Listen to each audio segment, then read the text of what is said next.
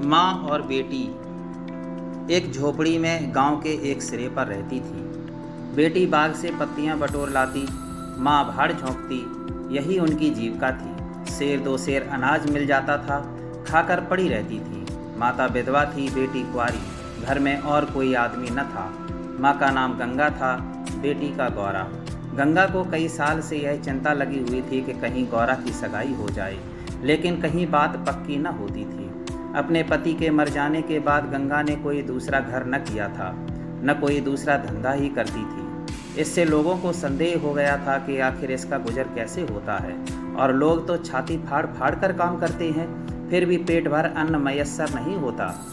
यह स्त्री कोई धंधा नहीं करती, फिर भी माँ बेटी आराम से रहती हैं, किसी के सामने हाथ नहीं फैलाती। इसमें कुछ न कुछ रहस्य अवश्य है। धीरे धीरे यह संदेह और भी दृढ़ हो गया और अब तक जीवित था। बिरादरी में कोई गौरा से सगाई करने पर राजी न होता था। शूद्रों की बिरादरी बहुत छोटी होती है, 10-5 कोस से अधिक उसका क्षेत्र नहीं होता, इसलिए एक दूसरे के गुण दोष किसी से छिपे नहीं रहते। उन पर पर्दा भी नहीं डाला जा सकता है। इस भ्रांति को शांत करने के लिए माँ ने बेटी के साथ कई तीर्थ यात्राएं की। उड़ीसा तक हो आई, लेकिन संदेह न मिटा। गौरा युवती थी, सुंदरी थी, पर उसे किसी ने कुएं पर या खेतों में हंसते बोलते नहीं देखा। उसकी निगाह कभी ऊपर उठती ही न थी। लेकिन ये बातें भी संदेह को और पुष्ट करती थी। अवश्य कोई न कोई रहस्य है। कोई युवती इतनी सती नहीं हो सकती। कुछ गुपचुप की बात अवश्य है। यूं ही दिन गुजरते जाते थे। बुढ़िया दिनों दिन चिंता से घुल रही थी। उधर सुंदरी की मुख छवि दिनों दिन निखरता जाती थी। कली खिलकर फूल हो रही थी। एक दिन एक परदेसी गांव से होकर निकला, 10-12 कोस से आ रहा था। नौकरी की खोज में कलकत्ता जा रहा था। रात हो गई। किसी कहार का घर पूछता हुआ गंगा के घर आया। गंगा ने उसका खूब आदर सत्कार किया। उसके लिए गेहूं का आटा लाई, घर से बर्तन निकाल कर दिए। कहार ने पकाया, खाया, लेटा। बातें होने लगीं। सगाई की चर्चा छिड़ गई। कहार जवान था। गौरा पर निगाह पड़ी, उसका रंग ढंग देखा, उसकी सजल छवि आंखों में खूब गई। सगाई करने पर राजी हो गया। लौटकर घर चला गया। 2-4 गहने अपनी बहन के यहाँ से लाया। गांव के बाजार से कपड़े उधार दे दिए। 2-4 भाई बंधुओं के साथ सगाई करने आ पहुँचा। सगाई हो गई, यहीं रहने लगा। गंगा बेटी और दामाद को आंखों से दूर न कर सकती थी, परंतु 5 दिनों में मंगरू के कानों में इधर उधर की बातें पड़ने लगी। सिर्फ बिरादरी ही के नहीं, अन्य जाति वाले भी उनके कान भरने लगे। ये बातें सुन सुनकर मंगरू पछताता था कि नाहक यहाँ फंसा, पर गौरा को छोड़ने का ख्याल कर उसका दिल कांप उठता था। 1 महीने के बाद मंगरू अपनी बहन के गहने लौटाने गया। खाने के समय उसका बहनोई उसके साथ भोजन करने न बैठा। मंगरू को कुछ संदेह हुआ। बहनोई से पूछा, तुम क्यों नहीं आते? बहनोई ने कहा, तुम खा लो, मैं फिर खा लूँगा। मंगरू, बात क्या है, तुम खाने क्यों नहीं उठते? बहनोई कहता है, जब तक पंचायत न होगी मैं तुम्हारे साथ कैसे खा सकता हूँ? तुम्हारे लिए बिरादरी भी नहीं छोड़ दूंगा। किसी से पूछा न गाछा, जाकर एक हरजाई से सगाई कर ली। मंगरू चौके पर उठाया, मिर्जाई पहनी और ससुराल चला आया। बहन खड़ी रोती रह गई। उसी रात को वह किसी से कुछ कहे सुने बगैर गौरा को छोड़कर कहीं चला गया। गौरा नींद में मग्न थी। उसे क्या खबर थी कि वह रत्न जो मैंने इतनी तपस्या के बाद पाया मुझे सदा के लिए छोड़े चला जा रहा है। कई साल बीत गए, मंगरू का कुछ पता न चला, कोई पत्र तक न आया, पर गौरा बहुत प्रसन्न थी। वह मांग में सिंदूर डालती, रंग बिरंगे कपड़े पहनती और अधरों पर मिस्सी के धड़े जमाती। मंगरू भजनों की एक पुरानी किताब छोड़ गया था, उसे कभी कभी पढ़ती और गाती। मंगरू ने उसे हिंदी सिखा दी थी। टटोल टटोल कर भजन पढ़ लेती थी। पहले वह अकेली बैठती रहती।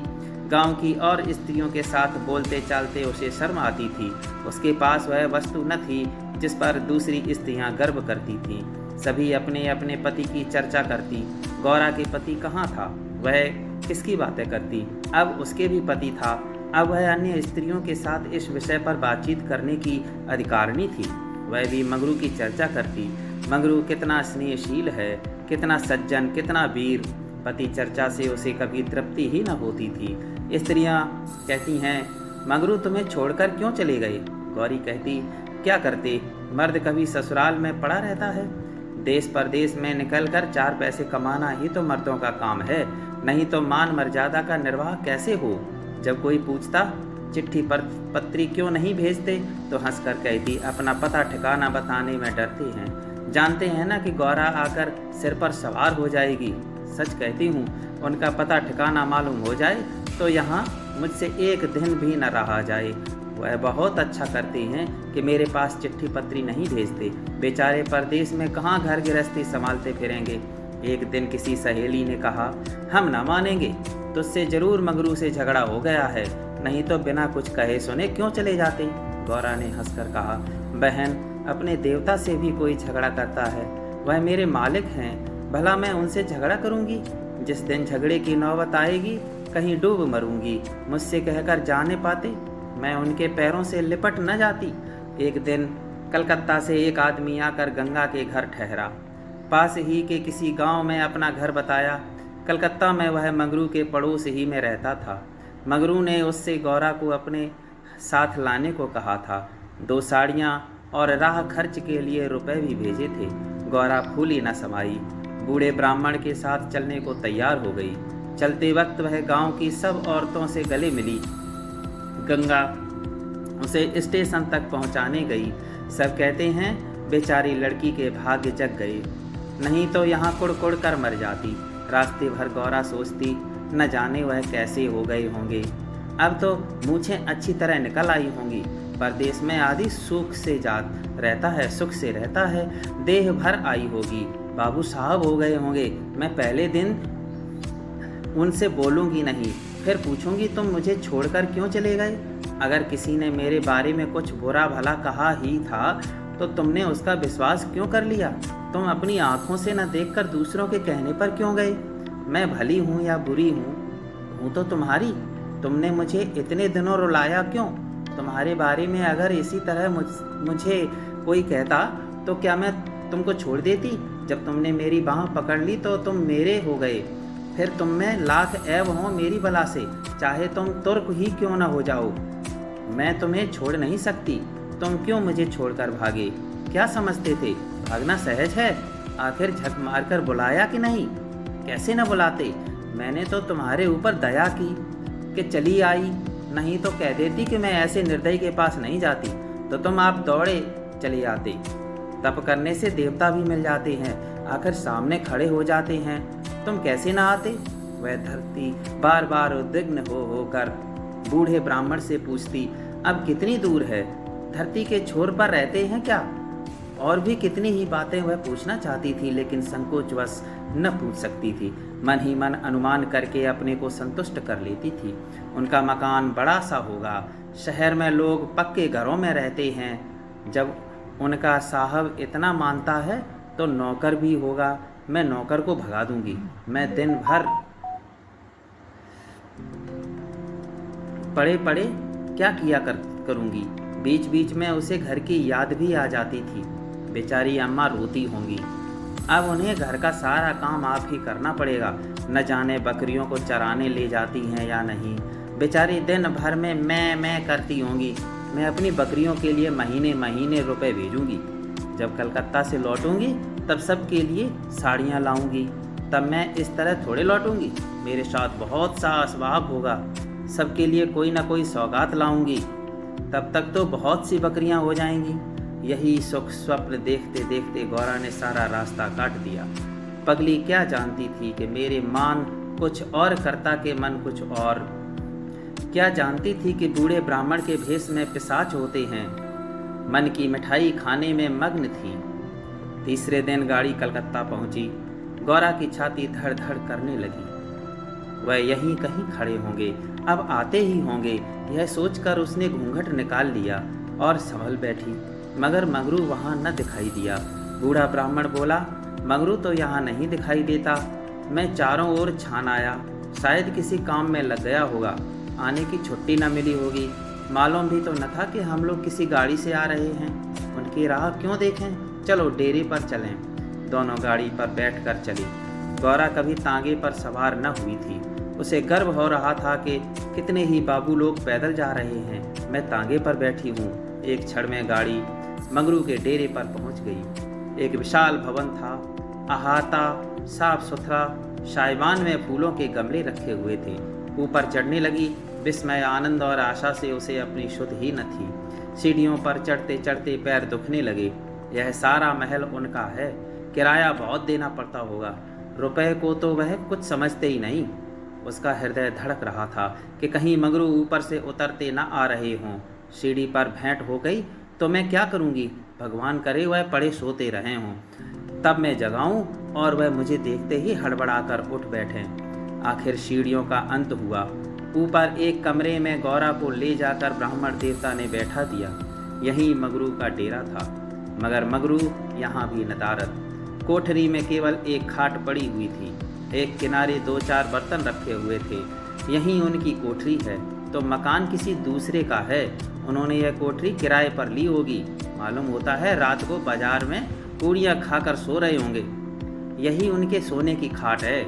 एक किनारे घड़ा रखा हुआ था। गौरा को मारे प्यास के तालू सूख रहा था। घड़े से पानी उड़ेल कर पिया। एक किनारे पर एक झाड़ू रखा था। गौरा रास्ते की थकी थी, पर प्रमोल्लास में वह थकान कहाँ। उसने कोठरी में झाड़ू लगाया, बर्तनों को धो धो कर एक जगह रखा। कोठरी की एक एक वस्तु, यहाँ तक कि उसकी फर्श और दीवारों में से आत्मीयता की झलक दिखाई देती थी। उस घर में भी जहाँ उसे अपने जीवन के 25 वर्ष काटे थे, उसे अधिकार का ऐसा गौरवयुक्त आनंद न प्राप्त हुआ था। मगर उस कोठरी में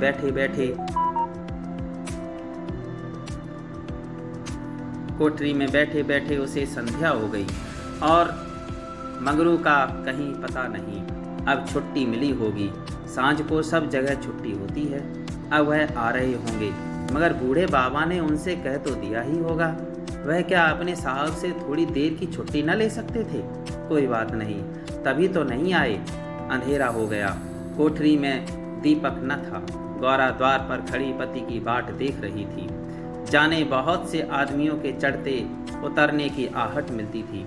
बार बार गौरा को मालूम होता था कि वह आ रहे हैं, पर इधर कोई नहीं आता था। 9 बजे बूढ़े बाबा आए। गौरी ने समझा मंगरू हैं। झटपट कोठरी के बाहर निकल आई। देखा तो ब्राह्मण थे। बोली, वह कहाँ रह गए? बूढ़ा ब्राह्मण, उनकी तो यहाँ से बदली हो गई।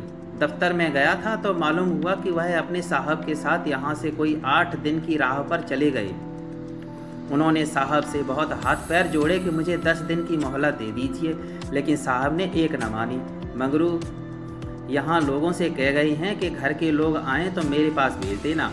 अपना पता दे गए हैं। कल मैं तुम्हें यहाँ से जहाज पर बैठा दूंगा। उस जहाज पर हमारे देश के और भी बहुत से होंगे, इसलिए मार्ग में कोई कष्ट ना होगा। गौरा ने पूछा, कै दिन में जहाज पहुँचेगा? बूढ़ा ब्राह्मण कहता है, 8-10 दिन से कम न लगेंगे, मगर घबराने की कोई बात नहीं। तुम्हें किसी बात की तकलीफ न होगी। अब तक गौरा को अपने गांव लौटने की आशा थी। कभी न कभी वह अपने पति को वहां अवश्य खींच ले जाएगी, लेकिन जहाज पर बैठा कर उसे ऐसा मालूम हुआ कि अब फिर माता को न देखूंगी, फिर गांव के दर्शन न होंगे। देश से सदा के लिए नाता टूट रहा है। देर तक खाट पर खड़ी रोती रही। जहाज और समुद्र देखकर उसे भय हो रहा था। हृदय दहल जाता था। शाम को जहाज खुला। उस समय गौरा का हृदय एक अक्षय भय से चंचल हो उठा। थोड़ी देर के लिए नैराश्य न उस पर अपना आतंक जमा लिया। न जाने किस देश जा रही हूँ, उनसे भेंट भी होगी या नहीं, उन्हें कहाँ खोजती फिरूंगी, कोई पता ठिकाना भी तो नहीं मालूम। बार बार पछताती थी कि एक दिन से पहले क्यों न चली आई। कलकत्ता में भेंट हो जाती तो मैं उन्हें वहाँ कभी न जाने देती। जहाज पर और कितने ही मुसाफिर थे। कुछ स्त्रियां भी थीं, उनमें बराबर गाली गलौज होती रहती थी, इसलिए गौरा को उनकी बातें करने की इच्छा न होती थी। केवल एक स्त्री उदास दिखाई देती थी। गौरा ने उससे पूछा, तुम कहाँ जाती हो बहन? उस स्त्री की बड़ी बड़ी आंखें सजल हो गईं। बोली, कहाँ बताऊँ बहन, कहाँ जा रही हूँ? जहाँ भाग्य लिए जाता है वहीं जा रही हूँ। तुम कहाँ जाती हो? गौरा ने कहा, मैं तो अपने मालिक के पास जा रही हूँ। जहाँ यह जहाज रुकेगा वह वही नौकर हैं। मैं कल आ जाती तो उनसे कलकत्ता में ही भेंट हो जाती। आने में देर हो गई। क्या जानती थी कि वह इतनी दूर चले जाएंगे, नहीं तो क्यों देर करती। स्त्री कहती है, अरे बहन, कहीं तुम्हें भी तो कोई बहका कर नहीं लाया? तुम घर से किसके साथ आई हो? गौरा, मेरे आदमी ने कलकत्ता से आदमी भेजकर मुझे बुलाया था। स्त्री कहती है, वह आदमी तुम्हारा जान पहचान का था? गौरा, नहीं, उस तरफ का एक बूढ़ा ब्राह्मण था। तो स्त्री पूछती है, वही लंबा सा दुबला पतला लकलक बूढ़ा जिसकी एक आंख में फुली पड़ी हुई है?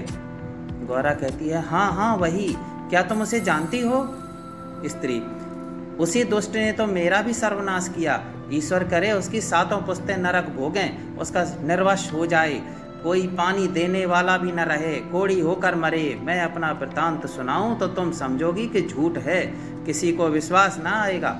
क्या कहूँ, बस सही समझ लो कि इसके कारण मैं न घर की रही और न घाट की, किसी को मुंह नहीं दिखा सकती, मगर जान तो बड़ी प्यारी होती है। मिर्च के देश जा रही हूँ कि वहीं मेहनत मजदूरी करके जीवन के दिन काटूं। गौरा के प्राण नहीं में समा गए। मालूम हुआ जहाज अथाह जल में डूबा जा रहा है। समझ गई बूढ़े ब्राह्मण ने दगा किया है। अपने गांव में सुना करती थी कि गरीब लोग मिर्च में भर्ती होने के लिए जाया करते हैं, मगर जो वहां जाता है वह फिर नहीं लौटता। हे भगवान, तुमने मुझे किस पाप का यह दंड दिया? बोली, यह सब क्यों लोगों को इस तरह छलकर मिर्च भेजते हैं? स्त्री कहती है, रुपए के लोभ से। और किस लिए? सुनती हूँ आदमी पीछे इन सभी को कुछ रुपए मिलते हैं। गौरा, मजूरी। गौरा सोचने लगी, अब क्या करूँ? यह आशा नौका जिस पर बैठी हुई वह चली जा रही थी, टूट गई थी, और अब समुद्र की लहरों के सिवा उसकी रक्षा करने वाला कोई न था। जिस आधार पर उसने अपना जीवन भवन बनाया था वह जलमग्न हो गया। अब उसके लिए जल के सिवा और कहाँ आश्रय है? उसकी अपनी माता की, अपने घर की, अपने गांव की, सहेलियों की याद आती और ऐसी घोर मर्म वेदना होने लगी मानो कोई सर्प अंतःस्थल में बैठा हुआ बार बार डस रहा हो। भगवान, अगर मुझे यही यातना देनी थी तो तुमने मुझे जन्म ही क्यों दिया था? तुम्हें दुखिया पर दया नहीं आती? जो पिसे हुए हैं उन्हीं को पीसते हो। करुण स्वर से बोली, तो अब क्या करना होगा बहन? स्त्री कहती है, यहाँ तो वहाँ पहुँचकर मालूम होगा कि अब क्या करना है। अगर मजूरी ही करनी पड़ी तो कोई बात नहीं, लेकिन अगर किसी ने कुदृष्टि से देखा तो मैंने निश्चय कर लिया है कि या तो उसी के प्राण ले लूँगी या अपने प्राण दे दूँगी। यह कहते कहते उसे अपना वृत्तांत सुनाने की वह उत्कृष्ट इच्छा हुई जो दुखियों को हुआ करती है। बोली, मैं बड़े घर की बेटी और उससे भी बड़े घर की बहू हूँ, पर अभागिनी।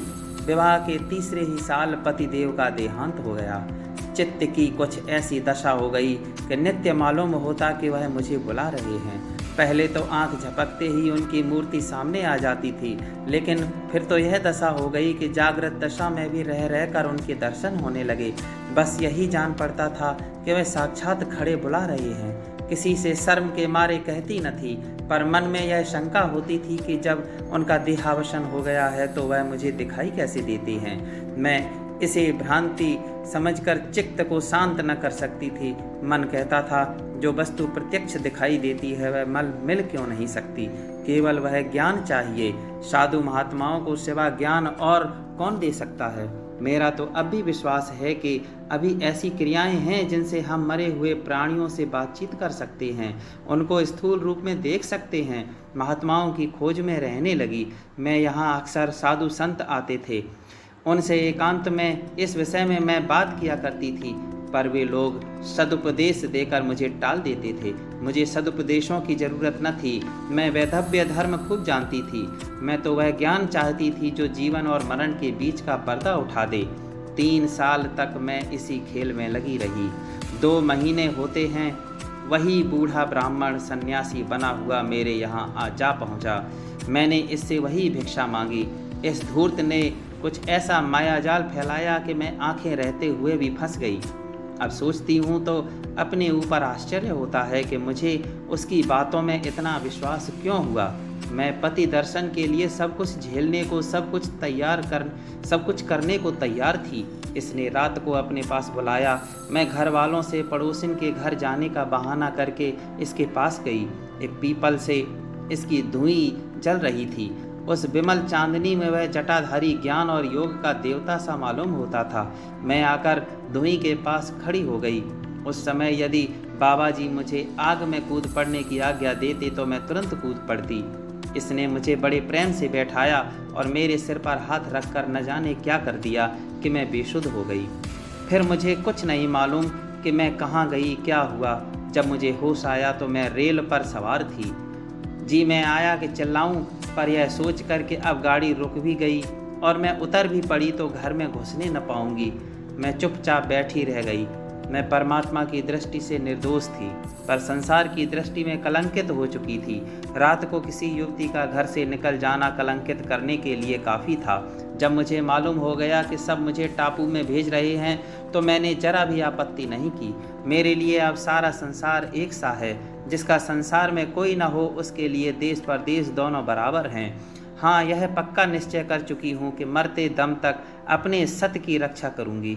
विधि के हाथ में मृत्यु से बढ़कर कोई यातना नहीं। विधवा के लिए मृत्यु का क्या भय, उसका तो जीना और मरना दोनों बराबर है, बल्कि मर जाने से जीवन की विपत्तियों का तो अंत हो जाएगा। गौरा ने सोचा, इस स्त्री में कितना धैर्य और साहस है, फिर मैं क्यों इतनी कातर और निराश हो रही हूँ। जब जीवन की अभिलाषाओं का अंत हो गया तो जीवन के अंत का क्या डर। बोली, बहन हम और तुम एक जगह रहेंगी, मुझे तो अब तुम्हारा ही भरोसा है। स्त्री ने कहा, भगवान का भरोसा रखो और मरने से मत डरो। सघन अंधकार छाया हुआ था। ऊपर काला आकाश था, नीचे काला जल। गौरा आकाश की ओर ताक रही थी, उसकी संगिनी जल की ओर। उसके सामने आकाश के कुसुम थे, इसके चारों ओर अनंत अखंड अपार अंधकार था। जहाज से उतरते ही एक आदमी ने यात्रियों के नाम लिखने शुरू किए। इसका पहनावा तो अंग्रेजी था, पर बातचीत से हिंदुस्तानी मालूम होता था। गौरा सिर झुकाए अपनी संगिनी के पीछे खड़ी थी। उस आदमी की आवाज़ सुनकर वह चौंक पड़ी। उसने दबी आंखों से उसको और उसकी ओर देखा। उसके समस्त शरीर में सनसनी दौड़ गई। क्या स्वप्न तो नहीं देख रही हूँ? आंखों पर विश्वास न आया। फिर उस पर निगाह डाली। उसकी छाती वेग से धड़कने लगी, पैर थर थर कांपने लगे। ऐसा मालूम होने लगा मानो चारों ओर जल ही जल है और उसमें बही जा रही हूँ। उसने अपनी संगनी का हाथ पकड़ लिया, नहीं तो जमीन में गिर पड़ती। उसके सम्मुख वही पुरुष खड़ा था जो उसका प्राणधार था और जिससे वह जीवन में भेंट होने की उसे लेश मात्र भी आशा न थी। यह मगरू था जिसमें जरा भी संदेह न था। हाँ, उसकी सूरत बदल गई थी। यौवन का काल, वह कांतिमय साहस, सदैव छवि नाम को भी न थी। बाल खिचड़ी हो गए थे, गाल पिचके हुए, लाल आंखों से कुवासना और कठोरता झलक रही थी, पर था वह मंगरू। गौरा के जी में प्रबल इच्छा हुई कि स्वामी के पैरों से लिपट जाऊं। चिल्लाने का जी चाहा, पर संकोच ने मन को रोका। बूढ़े ब्राह्मण ने बहुत ठीक कहा था। स्वामी ने अवश्य मुझे बुलाया था और आने से पहले यहाँ चले आए। उसने अपनी संगनी के कान में कहा, बहन तुम उस ब्राह्मण को व्यर्थ ही बुरा कह रही थी। यही तो वह हैं जो यात्रियों के नाम लिख रहे हैं। स्त्री कहती है, सच खूब पहचानी हो। गौरा कहती है, बहन क्या इसमें भी हो सकता है? स्त्री ने कहा, तब तो तुम्हारे भाग जग गए, मेरी भी सुध लेना। गौरा बोली, भला बहन ऐसा भी हो सकता है कि मैं यहाँ तुम्हें छोड़ दूँ? मंगरू यात्रियों से बात बात पर बिगड़ता था, बात बात पर गालियाँ देता था। कई आदमियों को ठोकर मारे और कई को केवल गांव का जिला न बता सकने के कारण धक्का देकर गिरा दिया। गौरा मन ही मन गाड़ी गढ़ी जा रही थी। साथ ही अपने स्वामी के अधिकार पर उसे गर्व भी हो रहा था। आखिर मंगरू उसके सामने आकर खड़ा हो गया और कुचेष्टापूर्ण नेत्रों से देखकर बोला, तुम्हारा क्या नाम है? गौरा ने कहा, गौरा। मंगरू चौंक पड़ा, फिर बोला, घर कहाँ है? मदनपुर, जिला बनारस। यह कहते कहते हंसी आ गई। मंगरू ने अब की उसकी ओर ध्यान से देखा, तब लपक कर उसका हाथ पकड़ लिया और बोला, गौरा तुम यहाँ कहाँ? मुझे पहचानती हो? गौरा रो रही थी, मुंह से बात न निकलती। मंगरू फिर बोला, तुम यहाँ कैसे आई? गौरा खड़ी हो गई, आंसू पोंछ डाले और मंगरू की ओर देखकर बोली, तुम्ही ने तो बुला भेजा था। मंगरू, मैं तो 7 साल से यहाँ हूँ। गौरा ने कहा, तुमने उसे बूढ़े ब्राह्मण से मुझे लाने को नहीं कहा था? मंगरू ने कहा, कह तो रहा हूँ मैं 7 साल से यहाँ हूँ, मरने पर भी यहाँ से जाऊँगा, भला तुम्हें क्यों बुलाता? गौरा को मंगरू से इस निष्ठुरता की आशा न थी। उसने सोचा, अगर यह सत्य भी हो कि उन्होंने मुझे नहीं बुलाया तो भी उन्हें मेरा यूं अपमान न करना चाहिए था। क्या वह समझते हैं कि मैं उनकी रोटियों पर आई हूँ? यह तो इतने अच्छे स्वभाव के न थे। शायद दर्जा पाकर इनमें मद हो गया है। नारी सुलभ अभिमान से गर्दन उठाकर उसने कहा, तुम्हारी इच्छा हो तो अब यहाँ से लौट जाओ, तुम्हारे ऊपर भार बनना नहीं चाहती। मंगरू कुछ लज्जित होकर बोला, अब तुम यहाँ से लौट नहीं सकती गौरा, यहाँ आकर बिरला ही कोई लौटता है। यह कहकर वह कुछ देर चिंता में मग्न खड़ा रहा, मानो संकट में पड़ा हुआ हो कि क्या करना चाहिए। उसकी कठोर मुखाकृति पर दीनता का रंग झलक पड़ा। तब कातर स्वर से बोला, जब आ ही गई हो तो रहो, जैसे कुछ पड़ेगी देखी जाएगी। गौरा ने कहा, जहाज फिर कब लौटेगा? मंगरू ने कहा, तुम यहाँ से 5 बरस के पहले नहीं जा सकती। गौरा ने कहा, क्यों, क्या कुछ जबरदस्ती है? मंगरू बोलता है, हाँ, यहाँ का यही हुक्म है। गौरा ने कहा, तो फिर मैं अलग मजूरी करके अपना पेट पालूंगी। मंगरू ने सजल नेत्र होकर कहा, तब तक मैं जीता हूँ, तुम मुझसे अलग नहीं रह सकती। गौरा बोली, तुम्हारे ऊपर भार बनकर न रहूंगी। मंगरू, मैं तुम्हें भार नहीं समझता गौरा, लेकिन यह जगह तुम जैसी देवियों के रहने लायक नहीं है, नहीं तो अब तक मैंने तुम्हें कब का बुला लिया होता। वही बूढ़ा आदमी जिसने तुम्हें बहकाया मुझे घर से आते समय पटने में मिल गया और झांसे में देकर मुझे यहाँ भर्ती कर दिया। तब से यहीं पड़ा हुआ हूँ, चलो मेरे घर में रहो, वहीं बातें होंगी। यह दूसरी औरत कौन है? गौरा ने कहा, यह मेरी सखी है, इन्हें भी बूढ़ा बहका कर लाया है। मंगरू, यह तो किसी कोठी में जाएंगी, इन सब आदमियों की बाँट होगी, जिसके हिस्से में जितने आदमी आएंगे उतने हर एक कोठी में भेजे जाएंगे। गौरा बोली, यह तो मेरे साथ रहना चाहती हैं। मंगरू बोली, अच्छी बात है, इन्हें भी लेती चलो। यात्रियों के नाम तो लिखे ही जा चुके थे। मंगरू ने उन्हें एक चपरासी को सौंपकर दोनों औरतों के साथ घर की राह ली। दोनों ओर सघन वृक्षों की कतारें थीं। जहाँ तक निगाह जाती थी ऊख ही ऊख दिखाई देती थी। समुद्र की ओर से शीतल निर्मल वायु के झोंके आ रहे थे। अत्यंत सुरम्य दृश्य था, पर मंगरू की निगाह उस ओर न थी। वह भूमि की ओर ताकता सिर झुकाए संदिग्ध चवाल से चला जा रहा था, मानो मन ही मन कोई समस्या हल कर रहा था। थोड़ी ही दूर गए थे कि सामने से 2 आदमी आते हुए दिखाई दिए। समीप आकर दोनों रुक गए और एक ने हंसकर कहा, मंगरू, इनमें से एक हमारी है। दूसरा बोला, और दूसरा मेरी था। भीषण क्रोध से कांपता हुआ बोला, यह दोनों मेरे घर की औरतें हैं, समझ गए? इन दोनों ने जोर से कहा मारा और एक ने गौरा के समीप आकर उसका हाथ पकड़ने की चेष्टा करके कहा, यह मेरी है, चाहे तुम्हारे घर की हो चाहे बाहर की। बचा, हमें चकमा देते हो? मंगरू ने कहा, काशिम, इन्हें मत छेड़ो, नहीं तो अच्छा न होगा। मैंने कह दिया मेरे घर की औरतें हैं। मंगरू की आंखों से अग्नि की ज्वाला सी निकल रही थी। वह दोनों के उसके मुख का भाव देखकर कुछ सहम गए और समझ लेने की धमकी देकर आगे बढ़े, किंतु मंगरू के अधिकार क्षेत्र से बाहर पहुंचते ही एक ने पीछे से ललकार कर कहा, देखें कहाँ लेके जाते हो। मंगरू ने उधर ध्यान नहीं दिया, जरा कदम बढ़ाकर चलने लगा। जैसे संध्या के एकांत में हम कब्रिस्तान के पास से गुजरते हैं, हमें पग पग पर यह शंका होती है कि कोई शब्द कान में न पड़ जाए, कोई सामने आकर खड़ा न हो जाए, कोई जमीन के नीचे से कफन ओढ़े उठ न खड़ा हो। गौरा ने कहा, ये दोनों बड़े सोहदे थे। मंगरू बोला, और मैं किस लिए कह रहा था कि यह जगह तुम जैसी स्त्रियों के रहने लायक नहीं है।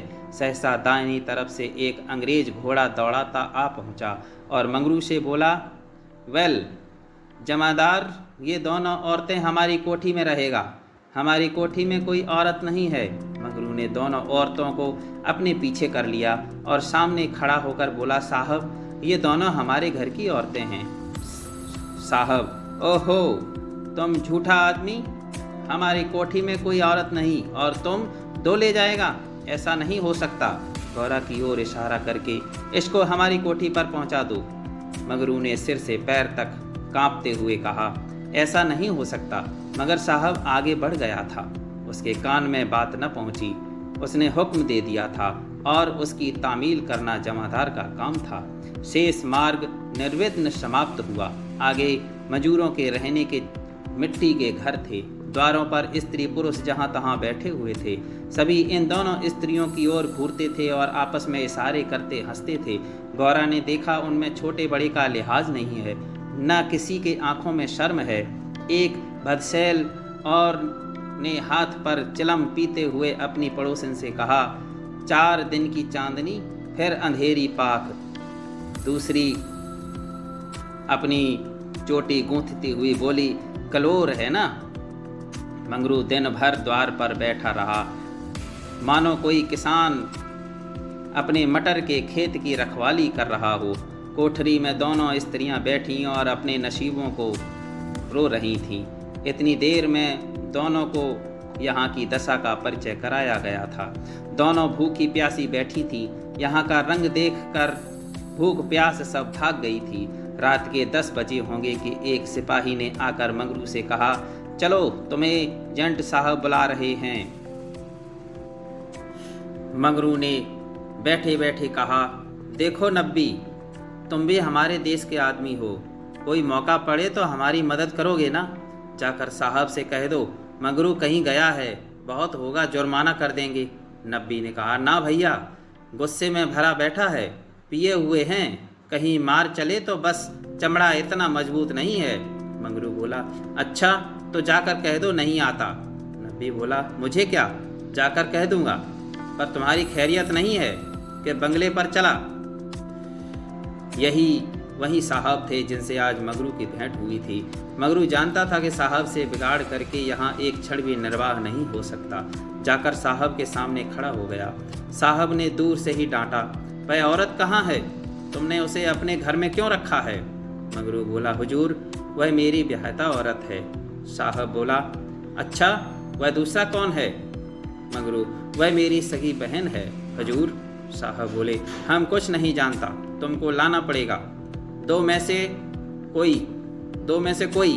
मंगरू पैरों पर गिर पड़ा और रो रो कर अपनी सारी राम कहानी सुना गया, पर साहब जरा भी न पसीजे। अंत में वह बोला, हुजूर, वह दूसरी औरतों की तरह नहीं है, अगर यहाँ आ भी गई तो प्राण दे देगी। साहब ने हंसकर कहा, ओह, जान देना इतना आसान नहीं है। नब्बी ने कहा, मंगरू, अपनी दांव रोते क्यों हो, तुम हमारे घर नहीं घुसते थे, अब भी जब घात पाते हो जा पहुँचते हो, अब क्यों रोते हो। एजेंट ने कहा, ओ यह बदमाश है, अभी जाकर लाओ, नहीं तो हम तुमको हंटरों से पीटेगा। मंगरू बोला, हुजूर, जितना चाहे पीट लें, मगर मुझसे यह काम करने को न कहें जो मैं जीते जी नहीं कर सकता। एजेंट बोला, हम 100 हंटर मारेगा। मंगरू बोला, हुजूर, 1000 हंटर मार लें, लेकिन मेरे घर की औरतों से न बोलें। एजेंट नशे में चूर था। हंटर लेकर मंगरू पर पिल पड़ा और लगा सड़ासड़ जमाने। 10-12 कौड़े मंगरू ने धैर्य के साथ सहे, फिर हाय हाय करने लगा। देह की खाल फट गई थी और मांस पर चाबुक पड़ता था, तो बहुत जब्त करने पर भी कंठ से आर्त ध्वनि निकल आती थी और टौर अभी 100 में कुछ 15 चाबुक पड़े थे। रात के 10 बज गए थे। चारों ओर सन्नाटा छाया था और उस नीरव अंधकार में मंगरू का वरुण विलाप किसी पक्ष की भांति आकाश में मुंडला रहा था। वृक्षों के समूह भी हतबुद्धि से खड़े मौन रौन की मूर्ति बने हुए थे। यह पाषाण हृदय लंपट विवेक शून्य जमादार इस समय एक अपरिचित स्त्री के सतीत्व की रक्षा करने के लिए अपने प्राण तक देने को तैयार था, केवल इस नाते कि यह उसकी पत्नी की संगनी थी। वह समस्त संसार की नज़रों में गिरना गंवारा कर सकता था, पर अपनी पत्नी की भक्ति पर अखंड राज्य करना चाहता था। इसमें अणुमात्र भी कमी नहीं थी। उसके लिए असह्य थी यह। उस अलौकिक भक्ति के सामने उसके जीवन का क्या मूल्य था। ब्राह्मणी तो जमीन पर ही सो गई, पर गौरा बैठी पति की बाट जो रही थी। अभी तक वह उससे कोई बात नहीं कर सकी थी। 7 वर्षों की विपत्ति कथा कहने और सुनने के लिए बहुत समय की जरूरत थी, और रात के सिवाय वह समय फिर कब मिल सकता था। उसे ब्राह्मणी पर कुछ क्रोध सा आ रहा था कि यह क्यों मेरे गले का हार हुई। इसी के कारण तो वह घर में नहीं आ रहे हैं। यकायक वह किसी का रोना सुनकर चौंक पड़ी। भगवान, इतनी रात गए कौन दुख का मारा रो रहा है? अवश्य कोई कहीं मर गया है। वह उठकर द्वार पर आई और यह अनुमान करके कि मंगरू यहाँ बैठा हुआ है, बोली, वह कौन रो रहा है, जरा देखो तो। लेकिन जब कोई जवाब न मिला तो वह स्वयं कान लगाकर सुनने लगी। सहसा उसका कलेजा धक से हो गया। तो यह उन्हीं की आवाज़ है। अब आवाज़ साफ सुनाई दे रही थी। मंगरू की आवाज़ थी। वह द्वार के बाहर निकल आई। उसके सामने एक गोली के अम्पे पर एजेंट का बंगला था। उसी तरफ से आवाज़ आ रही थी, कोई उन्हें मार रहा है। आदमी मार पड़ने पर ही इस तरह रोता है। मालूम होता है वही साहब उन्हें मार रहा है। वह वहाँ खड़ी न रह सकी, पूरी शक्ति से उस बंगले की ओर दौड़ी। रास्ता साफ था। एक क्षण में वह फाटक पर पहुंच गई। फाटक बंद था।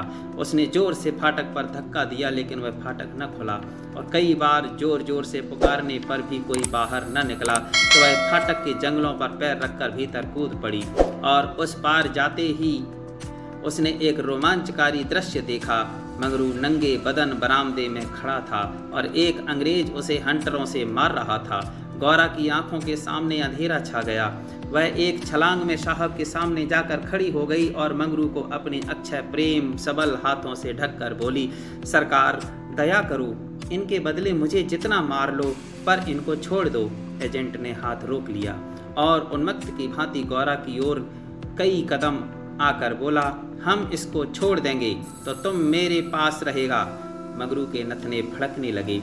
यह पामर नीच अंग्रेज मेरी पत्नी से इस तरह की बातें कर रहा है। अब तक वह जिस अमूल्य रत्न की रक्षा के लिए इतनी यातनाएं सह रहा था, वही वस्तु साहब के हाथ में चली जा रही है। यह असह्य था। उसने चाहा कि लपक कर साहब की गर्दन तोड़ दी।